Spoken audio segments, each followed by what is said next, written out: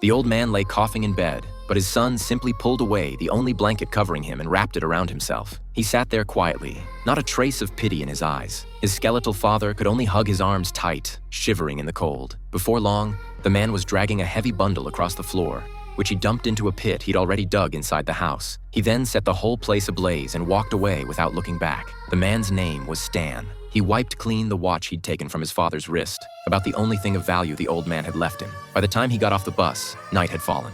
A dwarf passing by caught his attention, and following the little man's path, he spotted what looked like a carnival operating after dark. Curious, Stan tagged along. Inside, he watched the carnival owner toss a live chicken into a pit below, where a wild-haired beggar caught it and bit its head clean off, drawing cheers from the crowd. But this wasn't a free show. Right after the performance, someone came around collecting tips. Stan bolted before they could reach him. He'd barely made it outside when he ran into trouble. The strong man and the dwarf had noticed him enjoying the show without paying, so they put him to work. Broke and out of options, Stan had no choice but to comply. The carnival owner, impressed by how quickly Stan worked, offered him a permanent position. Best of all, nobody here asked questions about your past. Stan couldn't imagine a better arrangement. After dinner, word spread that the beggar from the show had escaped. Everyone scattered to search for him. Stan found himself at the entrance to a haunted house attraction. The beggar might be hiding inside. Summoning his courage, he entered. After navigating through various obstacles, he finally tracked down the runaway. Following a brief struggle, the muscular Stan easily overpowered him. Together with the arriving carnival owner, they dragged the beggar back and locked him in a cage.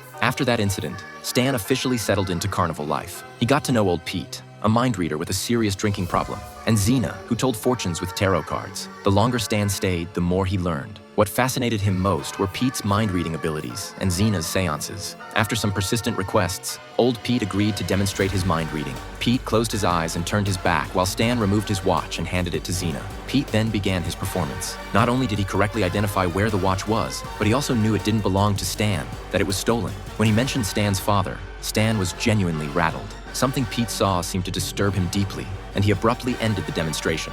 Xena sensed something was wrong too. Stan looked completely thrown. Old Pete pulled out a small black notebook filled with all the secret codes he and Xena used. The signals were hidden in the seemingly innocent phrases Xena had spoken. As for how he'd known about Stan's father, Pete explained it was simply experience. Reading people came naturally after years of practice. That night opened Stan's eyes to the power of mind reading. He made up his mind to learn everything he could from old Pete. Mind reading would completely alter the course of Stan's life, setting him on a path from which there was no return.